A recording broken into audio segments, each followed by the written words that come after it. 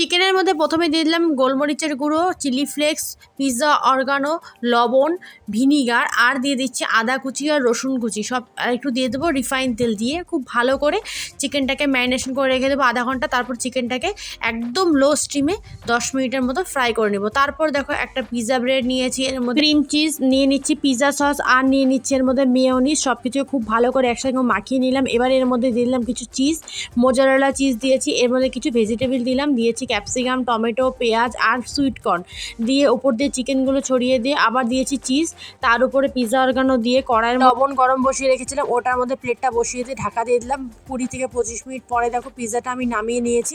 এবার পিৎজাটাকে আমি উপর থেকে সস দিয়ে ডেকোরেশন করে নেব। তারপর এটাকে আমি খুব সুন্দর উপর দিয়ে পিৎজা অরগানোগুলো ছড়িয়ে দিচ্ছি। তারপর একটা খন্তা দিয়ে পিৎজাগুলো টুকরো টুকরো করে কেটে নিচ্ছি।